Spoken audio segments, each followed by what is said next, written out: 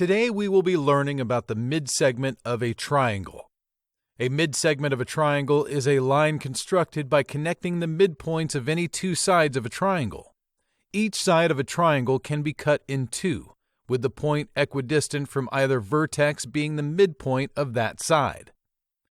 In triangle ASH, sides AS and AH are 24 centimeters and 36 centimeters respectively. This means point C, the midpoint of side AS, is exactly 12 centimeters from either end, and point R on AH is exactly 18 centimeters from either end. Connecting points C and R on triangle ASH does something besides make our whole figure crash. It creates a midsegment, CR, that has 5 amazing properties.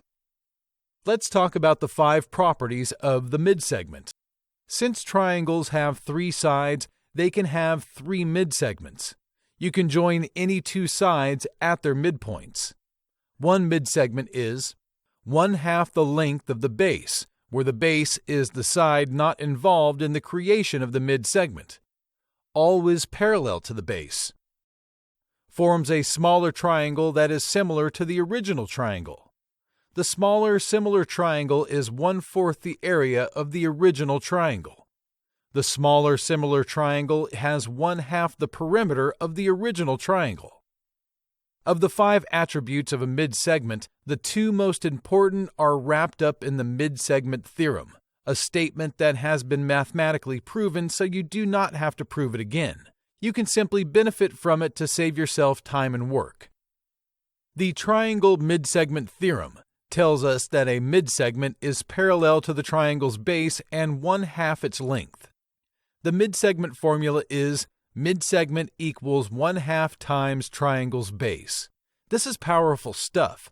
For the mere cost of drawing a single line segment, you can create a similar triangle with an area 4 times smaller than the original, a perimeter 2 times smaller than the original, and with a base guaranteed to be parallel to the original and only half as long. So, how do you find the midsegment of a triangle? Draw any triangle. Using a drawing compass, pencil, and straight edge, find the midpoints of any two sides of your triangle. You do this in 4 steps. Step 1. Adjust the drawing compass to swing an arc greater than half the length of any one side of the triangle. Step 2. Placing the compass needle on each vertex, swing an arc through the triangle's side from both ends, creating 2 opposing crossing arcs. Step 3. Connect the points of intersection of both arcs using the straight edge. Step 4. The point where your straight edge crosses the triangle's side is that side's midpoint. Connect any 2 midpoints of your sides. No matter which midsegment you created, it will be 1/2 the length of the triangle's base, the side you did not use, and will be parallel to that base. Now let's try an example. Here is right triangle DOG, with side DO 46 inches and side DG 38.6 inches. Side OG, which will be the base, is 25 inches. The triangle's area is 482.5 inches squared. Which points will you connect to create a midsegment? Only by connecting points V and Y can you create the midsegment for the triangle. That will make side OG the base.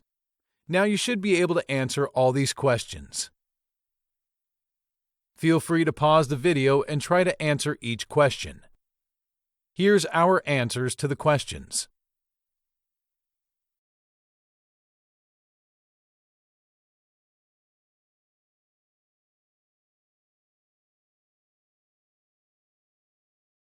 Using the midsegment theorem, you can construct a figure used in fractal geometry called a Sierpinski triangle. The steps are easy while the results are visually pleasing. Step 1. Draw the 3 midsegments for any triangle, though equilateral triangles work very well. Step 2.